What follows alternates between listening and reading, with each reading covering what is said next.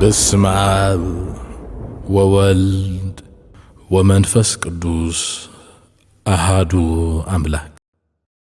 አደረ ላዕሌሃ ቃል ሥጋ ኮነ ወተወልደ እምኔሃ።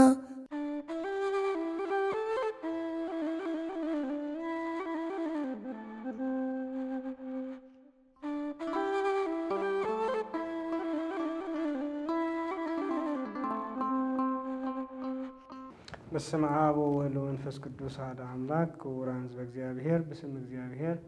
ናይ እግዚአብሔር ፍጹም ሰላምታ ምሳኻትኩም ይኹን። ንሎሚ እውን ካልኣይ ክፋል ኣብ ዝሓለፈ ዝጀመርናዮ መልእክቲ ሐዋርያ ቅዱስ ጳውሎስ ናብ ሰብ ኤፌሶን ኣብ ምዕራፍ 6:12 ዘሎ እስመ ኢኮነ ቀትልክሙ ምስለ ዘሥጋ ወደም ውግእኩም ምስለ ስጋን ደምን ኣይኮነን ኣብ ዝብል ኣርእስቲ ክንመሃር ኢና። እግዚአብሔር መንፈስ ቅዱስ ለቦታትና ሐዋርያት መንፈስ ቅዱስ ልይኹ ምስጢሩ ጥበቡ ምስትውዓሉ ዝገለጸሎም ንዓና ድማ ይግለጸልና። ኣብ ዝሓለፈ እዚ ቃል እዚ ኣርእስቲ እዚ እንታይ ምዃኑን ከመይ ጌርና ድማ ነቶም ኣፍኣውያን ተጋድሎታት ሒዝና ክነስና ሃይማኖትናን ኣብ እግዚአብሔር ወይ ድማ ኣብ ሃይማኖትና ምውካልን ክልተ በበይኖም ምዃኖም ንክልቲኦም ጠሚርና ክንሕዞም ከም ዘለና ኣብ መወዳእታ ድማ ሓጢአት ከመይ ጌርያ ተምዕብል ዲያብሎስ ድማ ብኸመይ መንገዲ ዝፍትነናን ብሰለስተ ጸላእቲ ከም ዘለውናን እቲ ቀዳማይ ፍትወት ናይ ገዛእ ርእስና እቲ ካልኣይ ሰባት እቲ ሳልሳይ ድማ ብዓንዲ ርእሱ ድማ ዲያብሎስ ምዃኑ ድማ ርኢናዮም። ነዚኦም ሰለስቲኦም ዲያብሎስ ተጠቂሙ ይፍትነና ምዃኑ ድማ ርኢናያ ነርና ማለት እዩ። ስለዚ ምናልባት ኣብ ዝሓለፈ ንእሽተይ ውስኽ ክነብለላ ፍትወታት ስጋና እንደገና ድማ ሰባት ኢልና ነርና። ሰባት ጥራይ ክንብል ከለና ግን ዓለምን ፍትወቱን ድማ ኩሎም ምሶም ይጠቃለሉ እዮም ማለት እዩ። ደጋውያን ፈተነታት ክንብል ከለና ብልጭልጭታ ናይዚ ዓለም እዚኣ መብልዑ፣ መስቱ፣ ዝሙቱ፣ ካልኦት ነገራት ዝተፈላለዩ ሃብቱ፣ ገንዘቡ ዝተፈላለዩ ጣዖታት ኣብ ዝመሬት ዘለዉ ድማ እቶም ካልኣይ መሳርሒ ናይ ዲያብሎስ ኮኑ ማለት እዩ። ሳልሳይ ዲያብሎስ ጸላይና እምበኣር ነዚኦም ተጠቂሙ እምበኣር ኩሉ ግዜ ኣብ ምጥቃዕ ይርከብ ማለት እዩ። ስለዚ ፍትወታትና ኣብ ዝለዓሉሉ ግዜ ውግእ ከም ዝተኸፍተልና ክንፈልጥ ይግባአና ማለት እዩ። ስለዚ ናብ ትምህርትና ምስ እንምለስ እምበኣር ጎይታናን ኣምላኽናን መድሓኒናን ኢየሱስ ክርስቶስ ኣብ ወንጌል ማቴዎስ ምዕራፍ 5:48 ከምኡውን ኣብ ዘሌዋውያን ነጊሩና ከም ዘሎ እንታይ ኢና ክንከውን መጀመርያ ተኣዚዝና። ስለዚ ነዚ ውግእ እዚ እንቃለሰሉ ዘለና ምክንያት ቀድሚ ምትንታንና እምበኣር እቲ ዕላማና እንታይ እዩ ተዳኢልና እምበኣር እስመ አቡኩም ሰማያዊ ፍጹም ውእቱ ኩኑ ፍጹማን እስመ አቡኩም ሰማያዊ ፍጹም ውእቱ። ከምቲ ሰማያዊ ኣቦኹም ፍጹም ዝኾነ ንስኻትኩም ድማ ፍጹማት ኩኑ። ኩኑ ቅዱሳነ ከመ አቡኩም ሰማያዊ ቅዱስ ኣነ። እቲ ሰማያዊ ኣቦኹም ቅዱስ እዩ እሞ ንስኻትኩም ድማ ቅዱሳንኩም፣ ሰማያዊ ኣቦኹም ፍጹም እዩ እሞ ንስኻትኩም ድማ ቅዱስ ፍጹማት ኩኑ ብምባል ዕላማና ክንኮነ ዝግባአና እግዚአብሔር እንታይ ኢልና ማለት እዩ። ንእሽተይ ፍጽምና ንእሽተይ ቅድስና እንተሒዝኩም ይኣኽለኩም ኣይበለና። እንታይ ደኣ ከማይ ቅዱሳት ኩኑ፣ ሰማያዊ ኣቦኹም ፍጹም እዩ ቅዱስ እዩ ቅዱሳት ኩኑ። እግዚአብሔር መለኮታዊ ኣምላኽ ቅዱስነኡ ከመይ ጌርና ክንበፅሖ ንኽእል እንተዳኢልና ብጸጋ እግዚአብሔር እምበኣር ናብቲ ዘይብጻሕ እግዚአብሔር እምበኣር ቅድስና ብቅድስና ጸጋ ብጸጋ እምበኣር እናበጻሕና እግዚአብሔር ይብጻሕ ድዩ ቅድስና ይብጻሕ ኣይብጻሕኒ። ስለዚ ከማይ ኩኑ ስለ ዝበለና ንእግዚአብሔር ክንመስሎ እናመሰልናያ ድማ ንነብር ኣብ መንግስተ ሰማያት እውን ዘለዓለም ከምኡ ኢልና ንነብር ማለት እግዚአብሔር ተመስገነ ይኹን ነዚ ጸጋ ዝዓደለና። ስለዚ እዚ እንተደኣ ኮይኑ ዕላማና ሰብ ይጸውም እዩ፣ ይጽልዩ፣ ይሰግድ እዩ፣ ቤተ ክርስቲያን ይመላለስ እዩ፣ ስጉንዶምን ይቕበል እዩ፣ ምጽዋትን ዕሽርን የውፅዩ፣ ቅዳሴ ይሳተፍ እዩ፣ ስጉንዶምን ይቕበል እዩ። ኣብዞም ኩሎም መንፈሳዊ ኣንሰሃስሆ መንፈሳዊ ምንቅስቃሳት ኣሎ፣ ኣብዚኦም ይሰርሕ ይጋደል ኣሎ ንበሎ። እዚኦም ጥራይ ግን እኹላት ከም ዘይኮኑ ኣብ ዝሓለፈ ርኢና ነርና ማለት እዩ። ስለዚ ከምዚኦም ሰባት ክንሶም ካብ ዝወደቑ ኣብነት ርኢና ኣብ መወዳእታ መፍትሒታት ናይዚ ቃልሲ እዚ ብምንታይ ኢና ንቃለሶ ከም ዘለና ድማ ቅዱስ ጳውሎስ ከም ዝመሃረና ነታ ጠቕሳለልና ድማ ክንውድኢና እግዚአብሔር ይግለጸልና እምበኣር። በመጀመርያ እንልዕሎ ጎይታናን ኣምላኽናን መድሓኒናን ኢየሱስ ክርስቶስ ኣብ ሉቃስ ወንጌል ጠቂስዎም ዘሎ ክልተ ክጽልዩ ናብ ቤት መቕደስ ዝኸዱ ሰባት እዮም። እቲ ሓደ ፈሪሳዊ እቲ ሓደ ድማ ተጋዊ ኢልዎ። እቲ ፈሪሳዊ ክጽልም ከሎ ናብ እግዚአብሔር እንታይ ዲ ይጸልዩ ኣብ ሰሙን 2 ግዜ እጸውም ካብ ዕሽረይ ካብ እቶተይ ድማ ዕሽር ኣውጽየ ይህበካ ሳልሳይ ሰራቅን ዓማጽና መንዝራን ዘይገበርካኒ እመስግነካ ኣለኹ ራብዓይ ናይ መወዳታን ድማ እቲ ተጋዊ ማለት እቲ ቀራጺ ብጎን ኮይኑ ይጽል ስለዝነበረ ከምዚ ቀራጺ ዘይገበርካኒ ድማ እመስግነካ ኣለኹ ብምባል ጸሎቱ ዓጻወ ኢሉ እቲ ተጋዊ ግና ንሰማይ እኳ ቆሊሕ ክብል አይደፈረን እንታይ ኢሉ ጸለየ አምላኽ ንዓይን ሃጥእ ባርያኻ መሐረኒ ብምባል ይቅረበለለይ ብምባል ድማ ጸለየ ኢሉ አይዞም ክልተ ሰባት ጸሎት ቤተ ክርስቲያን መጽዮም ክልቲዮም መንፈሳውን ሳህሶ ኣለዎም ክልቲዮም ይጾሙ ይጽልዩ ይሰግዱ ቤተ ክርስቲያን ይመላለሱ ሽግሮም ዳ እንታዩ እንተራይልና እግዚአብሔር ናይዚ ፈሪሳው ጸሎት በፍጹም አይተቀበሎም ናይዚ ተጋው ጸሎት ግና ተቀበልዎ እንታይ ትሽግር እንተራይልና በአል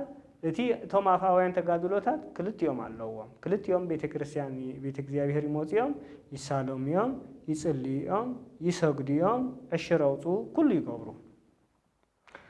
እዚ ፈሪሳው ግና ንገዛ ርእሱ ከም ጻድቅ ቆጺሩ ኃጢአት ከም ዘይብሉን ሰብነቱ አዕዊርዋ ነይሩ ማለት እዩ እኳ ዳነ ተጥቆ ዘሎ ፈሪድዎ ነቂፍዎ ኩሉ ነገሩ ኃጥ መኻኑ ድማ ወዲይዎ ኣብዚ ዘሎ ሽግር እተቀዳማይ ከምዚኦም አይነት ሰባት ኮይና ከይንህሉ መጀመሪያ ንሰብነትና ክንመርመር ይግባአናይ ማለት ንገዛ ሰብነትና ጻድቅ ጌርና ንቆጽራ እንተሊና ካብዚ ድኸፍ አበሳን ኃጢአትን የለን ማለት እዩ ካባና መን ከሐይሽ እታ አመንዝራ አቤት መንዝርና ቤተ ኸፊታት መንዝር ዘላ ንሳ ክትሐይሻ ስለምንታይ አትሐይሽ እንተራይልና ንሳ ናይ ንስሓ ጻውዒት ስብከት ትምህርት ብዝሰማዓትሉ ግዜ ንገዛ ሰብነታ ንገዛ ርእሳ ከማ መንዝራን ከም ኃጢአተኛን ስለ ነፍሳ ትፈልጣ ንኽትንሳሕ ድልውቲያ ማለት እዩ ዝጸጋዚ ቀሊል አይኮነን እቲ ቤተ ክርስቲያን ዘሎ ግና አነ መምህሪ አነ ጻድቂ አነ ቤት ትምህርት ሰንበቲ አነ ናይ ቤተ ክርስቲያን አባሊ አነ ጸዋሚ አነ ሰጋዲ አነ ሸውዓተ ጾማት ብዝግባይ ድጾሞም ጸሎት ድማ ብዝግባይ ዳዊተይ ደበጽሕ ውዳሴ ማርያም ይዘበጽሕ አነ ድማ ብዝግባይ ቤተ ክርስቲያን ዝመላለስ እናበልካ ነዚኦም ነገራት እዚኦም ብትዕቢጣ ውሽጥ ልብኻ ዘሎ ውግአት ዘይትቃለሶም ተራሆንካ ግን ውዱቅ ኮንካ ጎይታ ድማ እግዚአብሔር ዘይቅበሎ ጸሎት ምጽዋትን ዕሽርን ጾምን ስግደትን ኮይኑ ይተርፍ ኮንቱ ኮይኑ ይተርፍ ማለት ካብዚ ከምዚ ይሰውረና ስለዚ ትምህርትና ነስተዕለሉ እንተዳሃሊና እቲ መጀመርያ ኣብ ቤተ እግዚአብሔር ምህላውና ብሉጽ ነገርን መሰረታዊን ብዘይቡ ድማ አይከውነን ኣብ ቤተ ክርስቲያን ኣብ ቤተ እግዚአብሔር ምህላውናን ሸውዓተ አጽዋማት ምጻምናን ዕሽርናን ምጽዋትናን ኩሉ ምውጻና ግና እኹል አይኮነን ካልእ ውግእ ኣለና ካልእ ቃልሲ ኣለና ማለት እቲ ቃልሲ ከዓ እንታይ ኣብ ውሽጢ ልቡና ኣብ ውሽጢ አእምሮ ዝካየድ ቃልሲ እዩ እዚ ፈሪሳዊ እዚ ቃልሱ ኣብ አእምሮ ይሽግሩ ነይሩ እቲ ሽግር ናይዚ ፈሪሳዊ ድማ ኮነይሉ ተንኪሉ እንተዝኸውን ጽቡቕ ነይሩ ምክንያቱ ምትንኳሉ ሓደ እዋን ንስሓ መብቅዖ ነይሩ እቲ ሽግር ናይዚ ፈሪሳውያን ግን ናይ ልቡ ይጽልም ምህላዊ ናይ ልቡን ገዛእ ሰብነቱ ጻድቅ ጌሩ ይቆጥራ ምህላዊ ንኽንስሓ ከምጽኦ ዘይኽእል መንፈስ ዘለዎ ማለት እዩ ስለዚ ኣብዚ ኣዝዩ ከቢድን እግዚአብሔር ረድኤቱ ተዘይብዝሕልካ ድማ በትዕቢት ክትጠፋሉ ትኽእል መንገድን ኣብ ውሽጢ ቤተ እግዚአብሔር ከም ፈሪሳውያን ከም አይሁድን ከለኻ ክትጠፍእ ትኽእል ኢኻ ማለት እዩ ስለዚ ከም ጸላይን ከም ሰጋድን ከም መጽዋትን ከም ዕሽር ወሃብን ጌርካ ንሰብነትካ ቆጢርካ ሰማይ ተሰቕላ እንተዳኾንካ ጠፊእካ ኣለኻ ማለት እዩ ስለዚ ኣማንን ክርስቲያንን ኣይትበሃልን እቲ ካልኣይ ግና ንኩሉ ዝገብሮ ጽድቂ ዝገብሮ ምጽዋት ጾም ኩሉ ኣይሓሰቦን ኣይዘከሮን ከማን እንታይ ደኣ ንኃጢአቱ ጥራይ ዘኪሩ ንኃጢአቱ ድማ አምላኽ ንዓይን ኃጢአተኛ ድማ መሐረን እናበለ ድማ ጸለየ ኢሉ ማለት እዩ ስለዚ ንሕና ክንኮኖ ዝተገባአና ፍጹማት ድማ በዞም አፋውያን ብሙልኦም ተጋድሎታትና ጽኑዓት ኮይና ናብ ውሽጣዊ ዝቃለሰና ዲያብሎስ ድማ በትዕቢትና ብቕንዓትና ብሓሜትና ብጽልእና ብቂምና ብሕነ ምፍዳይና ብተግባር ከይፈጸምና ኣብ ልብ እንከሎ ጥራይ ተዘይ መይቱ ምውፁእ ኣይተርፍኒ ምፍራዩ ኣይተርፍኒ ማለት እዩ ሰብ ኣብ ልቡ ብህሊናኡ ንሰብ ዝጸልኦ እንተዳ ኮይኑ ፍቅሪ ምስኡ የላን ትዕግስቲ ምስኡ የላን ምስኡ ትዕቢት ኣሎ ተፈኽናኒ እዩ ማለት እዩ ይጹም ይጸሊ ይስገድ ይቁረብ ትርጉም ዝበሃል ኣይክህልዎን ስለዚ ይኮነ እስመ ይኮነ ቀትልኩም ምስለ ዘስጋ ወደም ብምባል ቅልስኩም ምስጋን ደምን ኣይኮነን ዘእንበለ ምስለ መኳንን ተጽልመት ይልዎ ምስቶም ናይ ጸልማት ገዛእቲ መኳነንቲ ጀነራላት ናይ ጸልማት መን እዮም ዲያብሎስ ጥራይ አጋንንቲዮም ማለት ስለዚህ ምዚዮም እዩ ቃልስኹም ስለዚህ እዚኦም ቃልስና እዚኦም እንታይ እዮም ድገብሩ እንተላልና ኣብ ህሊናና ኣብ አእምሮና ኣብ ውሽጥና ዝተፈላለዩ ክፉ ሓሳባት የምፁ እንደገና ድማ በዓለምን ፍትወታት ስጋና እንጀሮም ድማ ኩሉ ጊዜ ድማ ይውድቁና ማለት እዩ ስለዚህ ነዚኦም ክንገት እንተዘይክኢልና ኣብ ክርስትናና ዓውታት ኮይንና ክንነብር ኣይክእልኒና ሓንቲ ኣብነት ወሲድና ከመይዚ ቃልስዚ እንታይ ዓይነት ቃልሲ እዩ ቅዱሳን ኣቦታትና ባህታውያንን መነኮሳትን ጥራይ ዝምልከቶም እንተራይልና ብፍጹም እኳ አባና ይኸብድ አባና ዘሎ ፈተናታት ድማ ይኸብድ ንሰይጣን ብዙሕ መሳርሒ ዘለዎ ንዓና ንኽፍትነና ዓለም ኣለዎ ሞባይል ኣላቶ ኢንተርኔት ኣላቶ ላፕቶፕ ኣለዎ ቴሌቪዥን ኣለዎ ዲሽ ኣለዎ ሰባት ኣለዎ እሞ ሰባት ብሰባቶም ድማ ብዝተፈላለዩ ነገራት ዝተጸልውን ዝተፈላለዩ ዓለም ድማ ዝሰበኸቶም ዝተፈላለዩ ረብሓታት ገንዘብ ሰብ ጥልመት ዝተፈላለዩ እዚኦም ነገራት እዚኦም ኣብ ዓለም ዘለዎ መሳርሒታት እምበር ንዓና ንኸውድቁና ስልጣን ትምህርቲ ፍልጠት ኩሎም እዚኦም ኣብ ውሽጢ ቤተክርስትያን ከይተረፉ ዘሸግሩናን ዘውድቁናን ዘለዎ እምበር ቅዱስ ቤተክርስትያንና ንኸይተዓቢ ዝሕዝዋን ዘለዉ እዚኦም ነገራት እዚኦም እዮም ማለት እዮም ስለዚህ እዚኦም ቃልሲ እንተዘይኬርና ኣብ ቤተ እግዚአብሔር ምህላውናን ምቁራብናን ምቅዳስናን ምጻምናን ክጠቅመና ኣይኽእልን እዩ ማለት እዩ ስለዚህ ካብ ትዕቢት ነፃ ምዃንና ድማ ንሰብነትና ክንምርምራ ይግባአና ካብ ቁጣዓ ካብ ሕርቃን እምበር ነፃ ምዃንና ክንምርምራ ይግባአና ስለዚህ ገሊኦም ሰባት ንፍጽምና ብምንታይ ይብጻሕ ኢሎም ይሓስቡ نستوعب فتصمنا كونوا فتصمان اسمع أبوكم سمايو فتصوم وتوخم زبالة سمايو أبوكم فتصوم يمس خاتكم بدون ما فتصومات كونوا زبالة نخبص حوا بزح من قد ذكر سلوا قال يوم بمثل لا يترايز بتصح زبل الله قال يوم بمنكو سنايز بتصح زبل الله قال يوم دما نو أزديخا بمسجات ترايز بتصح نو كي قربك سجون دوم كي تقبلك أي بتصحني زبل دما الله قال يوم دما نتزلوا وقال لي أزيوم يوسخلوا قال يوم دما الحقتات كله كي حل خادمة أي فتصمني زبل الله معتي زيهم كلهم بحنت بمنقدهم كيدهم زبل صحوا يكونن تايدا كلهم بحادة تأميرهم أقدس أرثوذكساوي توحد بيت كريستياننا تقادلوتاتنا صومنا صلواتنا سجدتنا مصواتنا الشرنا أبوتهم زيهم كوينهم كم توم أبوتنا تقادلوهم مع ريم دما زيهم وسات أويان وقعت نقولهم اسمه يكون قتلكم مثل زسقا ودم نقولهم دما نتعبيت نقنعات نسألي نقيم نحنا مفداي نغفيتا نفردي نزيوم من كان زموت نحلينا نزيوم زعم وصلوا كلهم سسعتن نعم زعم وصلوا دما انت زي سنيفنا ما بهلينا انكلو كاب افسل زي وصو بقبر سل زي قبرنا نصوحاتنا معناتك ايكونان معناتك قدسان ابوتاتنا نصوحات زخون نزيوم كاب لبهم منقيسهم نقيسهم تلزوصو ويم ديابلوس بوتا سلازخولو وتراي كسع ما تقاليسهم ترايلنا دما كساب الته موتهم تقاليسهم معناتك ስለዚህ أفعوان بقعات نبلهم سومتا يخونين وحسنات يقولهم إنشورانس يقولهم أفعو بقعات مالت شوعات أتوامات تصوم المخان نفس وكا كسب ساعة شوبونت صحيح قاعد تعرب تصوم تداخلين أو وش تبين تعبيد دمال السبن تداخلينه كنكاف كتصرف نقول تصرف قبل زي خل سب تداخلينه كاب زيابير عزيز رحاقين مالت خبز خمسي صورنا سلازي أفعوان بقعات بسجدتنا أزينا بلوس السبات نتراهينا أو بقعتنا أخول تراي كونان نتايدا وسات أو بقعت دما يدلنا سلازي أو بقعت مسوسات أو بقعت حدا خوينهم ترى تقاريلنا نسيطانن نفتوتاتنا نعلمن نفتوتان دما كله خنسعره كنكيرنا معت نزم بزتوقسنا له جزية دما جزيابيه أبقولنا خوينو كل جزية يدقفنا معناته سلازي منفساوي وجء لنا نسوعه زي اسمه يكون قتلكم مثل السقا ودم زول حواري قدس باولوس انتايدا مستوم مكان تتصلماتي دولو ديابلوس امن حدير يزحدر ابنت مسو وسد مال ابحنت حدار سباين سبيتين يركبوا بمجمريا كمرعاون كلو ازي فقرن يروم يفاتو بزح فقرن حليوتن رهراهين زلوهم ناي لب دما يفاتو يام برغص دما فقراتهم تمريهم حدارهم جيرومون حدارهم صبو يخيل انتخونا جن إلت إتشيت إلى حواري قدس باولوس كتيلنا حرينا إلت إتشيت اسمه كمتك حالو تقاوموتها بإلت إتشيت لإلت إتشيت الوالد فا إلت فتنة مسألة جزيلا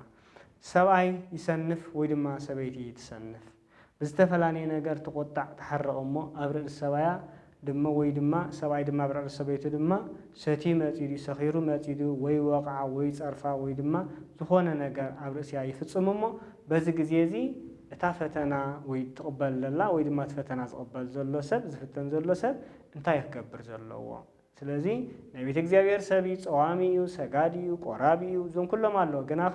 ናይ ፈተና ግዜ ኣሎ ስለዚ በዛ ግዜ እዚኣ መጀመርያ ጸሎት ገብር ኣለዎ እቲ ፈተናና መፀን ከሎ ንእግዚአብሔር ብልቡ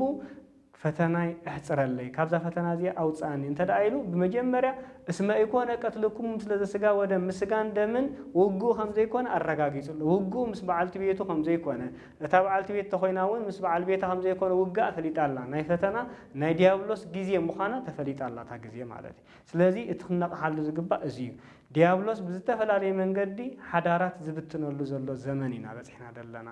ሓዳራት እንዳተበተኑ ኣብ ማዕርግ ዘለዎም ናይ ቤተክርስቲያን ሰባት ብዲቁና ብክህነትን ዘገልግሉ ሰባት ከይተረፈ ሓዳሮም ኣብ ምብታን ይዝርከብ ደሎ ናይዚ ሽግር ከንታይ እንተራይልና እምበኣር እስመ ኢኮነ ቀትልኩም ምስለ ዘስጋ ወደም ውግእኹም ምስጋን ደመን ኣይኮነን ዝብል ኣምር ናይ ውሳጣዊ ውግእ ወይ ድማ ውሳጣዊ ተጋድሎ ዘይምፍላጥ ማለት እዩ እቲ ኣፍኣዊ ብቕዓት ኣቦቶኦም ኮይኖም አገልግሎትና ቅዳሴና ቁርባንና ስግደትና ጾምና ሙሉ እንተኾይኑ ወሐስ ኣይኮነና ንዚ ጥራይ እንታይ ደኣ ውሳጣዊ ብቕዓት ካኸልወና ኣሎ እዚ ካብ እንታይ ዝፍጸም እንተራይልና ንዲያብሎስ ከነለልዮ ኣለና ስለዚ በዓልቲ ቤተይ ተቆጢዓላ ንሳ እታ ኣቐዲመ ክምርዓዋን ከለዋ ኣዝያ ተፍቅረኒ እነበረት እያ ደቀይ እትቕልበለይ ንዓይ ምሳሕ ድራር ቁርሲ ትገብረለይ ክዳውንተይ ተሓጽበለይ እትርህርሃለይ ተፍቅረኒ ሕጂ ዳ እንታይ ኮይና ትጸርፈንላ ሕጂ ዳ እንታይ ኮይና ተቆጢዓ ኢልና ክንሓስብን ካብዚ ወፂና ድማ ዲያብሎስ ይጻወተላ ከም ዘሎ ፈሊጥና ድማ ንሳ ድማ ትድሕነሉ መንገዲ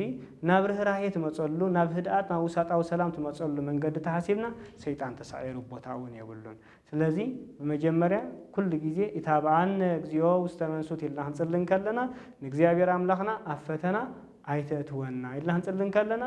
ፈተና ማለት ንዑ ምኻድ ማለት እዩ ንዲያብሎስ ምስማዕ ማለት ኮን እግዚአብሔር ምኻድ ማለት እዩ ሰብ ነፍስ ወከፍ ኃጢአት ኣብ ዝፍጽመሉ ግዜ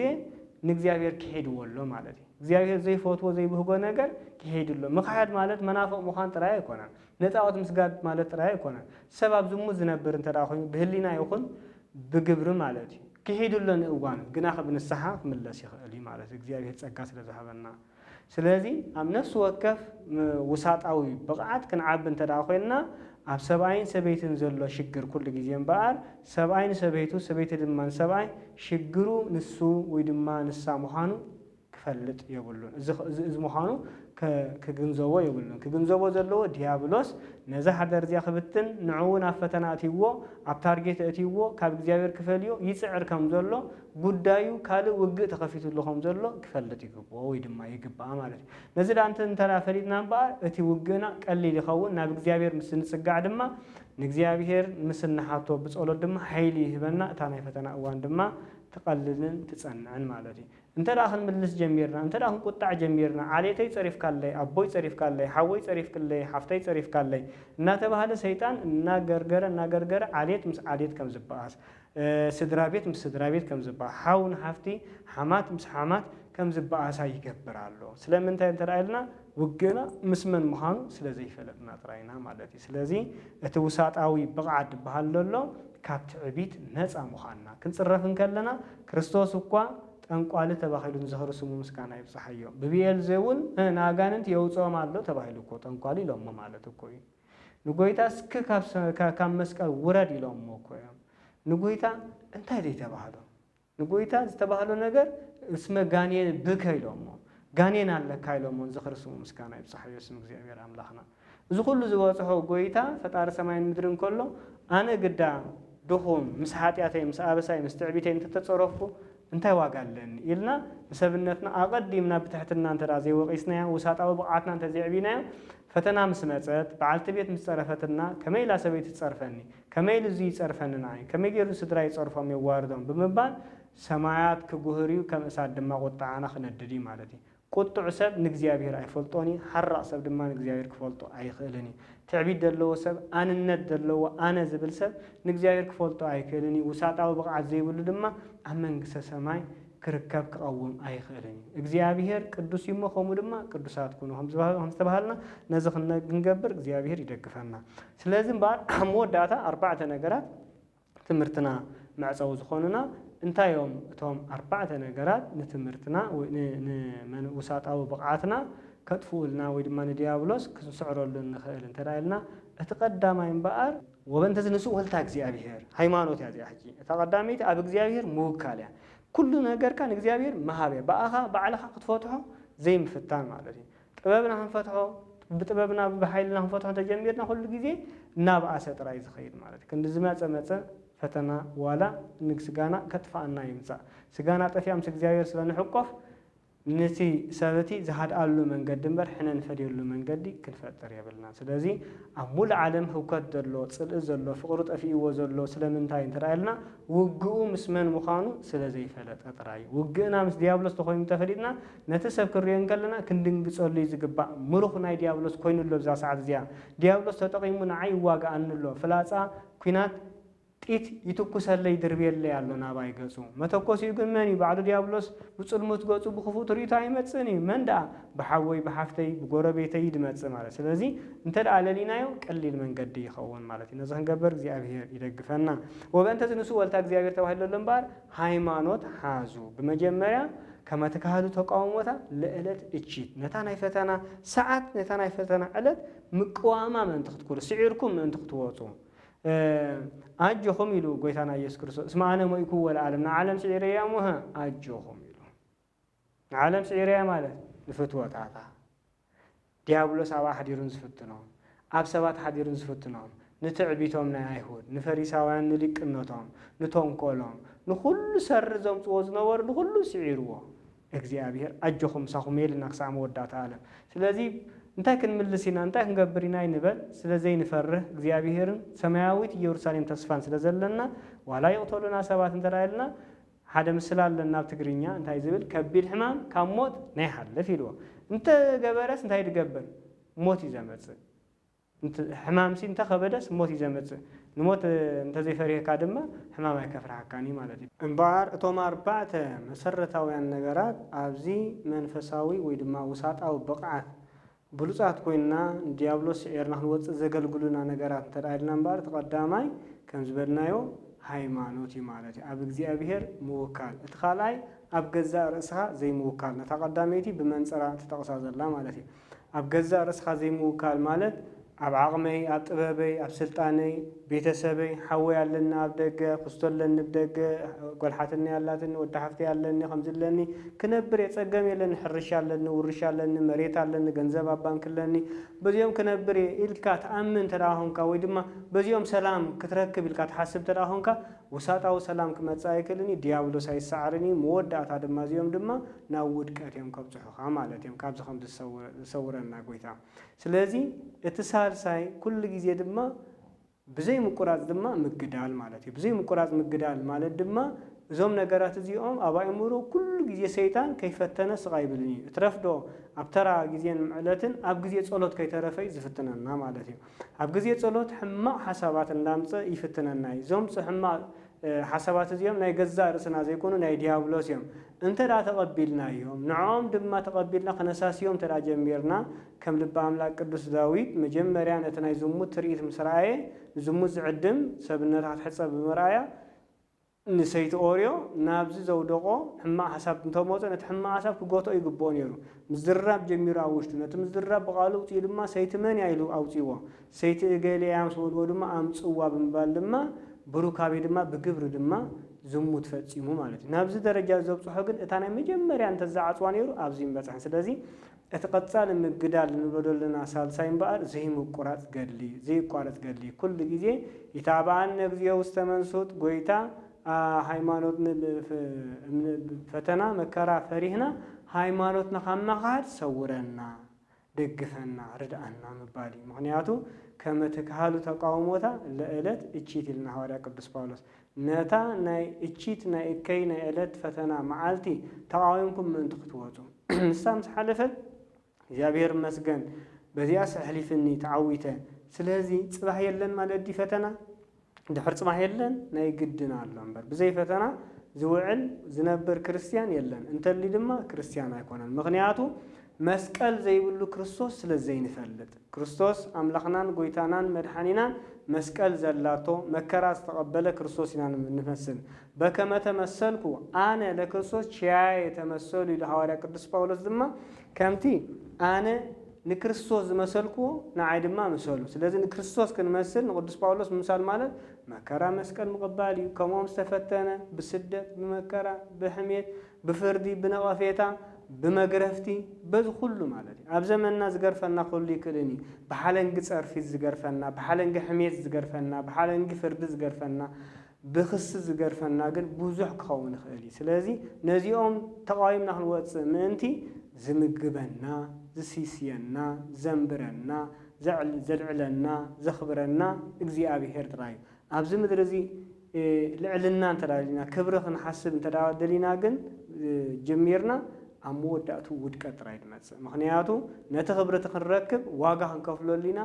واقع نخفلو له جزية دما جزيابير كابانا خفلي مخنياتو واقع تخفلو له نجار كل جزية نتدليو نتفكرو نتبهجو نتفوتو نجاري سلازي يملك كارلو مالتي انت ملك كادما نسو أملاح كاخوين اللو مالتي زملكنا نزفكرنا نجزع سبنتنا هيوتنا دما معزون زت حزا حدا انكون جزيابير ترايك خون كم زلوا دما كنفلتي كبانا ملاخينا እግዚአብሔር ከሆነ ይቆል ምክንያቱ አምላክ ማለት መለከ ካብዝብል ግእዛው ግሲ ይዝወጽ መለከ ማለት ድማ መለኸ ገዝአ ማለት ዝመልኽ ናዓይ ዝመልከኒ ማን እግዚአብሔር ጥራይ ገንዘብ ክመልከኒ ይብሉን ስልጣን ክመልከኒ ይብሉን ትዕቢት ክመልከኒ ይብሉን ሰባት ክመልከኒ ይብሉን ካልኦት ኩሎም ክመልከኒ ይብሉን ማን ክመልከኒ ሎ እግዚአብሔር ክመልከኒ ተራ ኮይኑ ክርስቶስ በከመይ ሲዒርዋን ዓለም ተራይልና ወሪዱ ተዋሪዱ ስለዚህ ውርደት كل جزء هاي الناس النقبلة كل جزء كبر دماء الدهريات مثلا مات بعلنا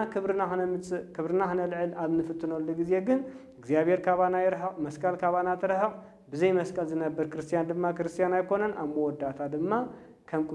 كم قدس باولوس عين مثلا سعرنا دماء بعلم عين واتسن مالتي نمود داتا دماء صلوت زي مقراص دماء صلوت كنسلي كبانا أمن قدن خدلو صراحة من وفرلو أمن من نسلو كابتب بسرعة نسليلو ساعات وصاي كل جزء نجزي بهر أباي مرونا كنوردو خندا يجباناي نيشتي صراحة نزي أفتح مللي كندزي نجبو خباك أمن بحالو الجزء نجزي بهر بصولات كحق زنا قد جفنا نتافت وتدي آخر حقلنا دما كنسلي جبا قويتا حق زنا قويتا دقفنا إلنا كنسلي جباي بزا جزء زيادة ما جزي بهر كل خفو كوصاناي نقول دوسان عملا دنا دما كن حاتي جباناي دينجل ماريام عدي أبونا فيليبوس أبوي أبونا يوستاتيوس أبوي أبونا أرجاو أبوي سمايت قدس تاسيما سمايت قدس دميانا سمايت كريستوس سامرا كلاتكم قدسان ردون ندقفون أبن دبلا لقيه دما صلاتهم رديتهم دما كم تفتنا اليوم سوم كريستوس مدهن عالم كريستوس بعلو زدقفهم نحن دما فتنا لا دما يدقفناي مخنياتو بقبخت فتنن كلا نزين جنزب زين زفلتن يلن ناي محبرين مون ما قلن كبلن كان كله خلايكا ويون السخاب سلطان أكوف أو زبل كالو دللا كات جبرن تخيل كانت تجنزب أما حضرن ثلاثة بايلكا كاو توسد حنت ورقة وانتون كتوسد نايم رخا أيتر صحيو نلبخا أيتر صحيو إنت زي بالنا خوي نحن ركب زيابير يلقفنا أب كل هوتنا صوريات نصحات زي نقفتن زي فررتن زي حميتن كوي نحن ركب زيابير يلقفنا اسمه يكون قتلكم مثل سجا ودم وجههم مسجان دمن أيكونن كم زبالها ورا قدس باولوس أبز عالم زلوا كلهم فتواتات كفتوننا نكلو بفلا يدما بسبات ببعالت بيت نبعال بيتها بعالت بيت دما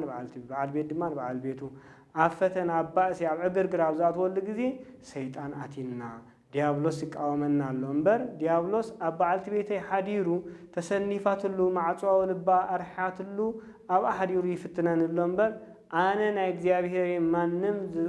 زتنكفني لن كلهم قدسان እግዚአብሔር ደጊፎም ከምሰዓው ድማ ቅዱሳን ጸሎቶም ተመርኪሰ ድማ ክስዑሬ በመባል ክንድገፍ ናይ ቅዱሳን ጸሎት ይግባአና ነዝተ ደጊፍና ድማ ክስዑሬና አፈተና አይተእትወና ኢልና ክንጽልን ከለና ድማ ኩሉ ግዜ ንፈተናና ፈተና ይተርፍኒ ፈተናና ግን ዕውታት ኮይና እንተርፍ አፈተና አይተእትወና ማለት ብዘይ ፈተና እንብረና ማለት አይኮነን ታይዳ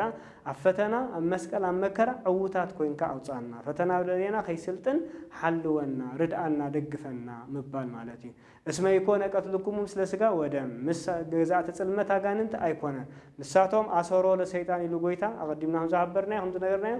ጎይታ ዝተአስረ ሰይጣን ዝተማረኸ ሰይጣን ዝተማረኸ ንጉስ ናይ ዓለም እዚያ ናኡ አይን ኸይድና ናመንዳ ለኸይድና ተሐያል ጎይታ ኢና ለኸይድ ማለት ተሐያል ጎይታ ግና እሱ ንጉሲ ንሰይጣን ድማ ዘአሰሮይ ሎሚ ናብ ዲያብሎስ ናብ ስራይ ናብ መሰሪ ዝኸይድ ሰብ አዝዩ ብዙሕ ማለት እዩ ስለዚ ካብዚ ተቆጢብና ነትንጉስ ሰላም መድና ዓለም ክርስቶስ ንዑ ሲዕብና ንዑ አምሊኽና ለሰይጣን ተዋይምና ምንትኽን ከይድ እግዚአብሔር ደግፈና ካብ ኩሉ ኽፉ ይሰውረና መንገዱ መንገድ ብርሃን ንደልያ ስለዘለና ንድሌትና ርኢ ድማ ጎይታ መንገድ ብርሃን ይርየና ይምርሐና ወጸሎት ኩሎም ቅዱሳኑ ጸሎት እማ አምላክ ወላዲተ አምላክ ቅድስት ድንግል ማርያም ይርዳአናን ይደግፈናን አማላድነታ ጸሎታ ረድኤታ ተጋድላ ኣብ ሃገርና ዘላለም ጸኒዕ እንበር ዝናመ ምህረቱ ዝናመ በረከቱ ዝናመ ረድኤቱ የውርደልና ጎይታ በዓይነ ምህረቱ ይጠምተና ንሰብነ ነው የዝሰምዖም ድማ ልመና ናይ ዝናምና ይስማዓና ካብ ኩሉ ሰውረና ዝተምሃርናዮ ኣብ ልብና ይሕድረልና ወስብሐት ለእግዚአብሔር ወለወላዲቱ ድንግል ወለመስቀሉ ክቡር አሜን እስመ ኢኮነ ቀትልክሙ ምስለ ዘሥጋ ወደም ውግእኹም ምስ ስጋን ደምን አይኮነን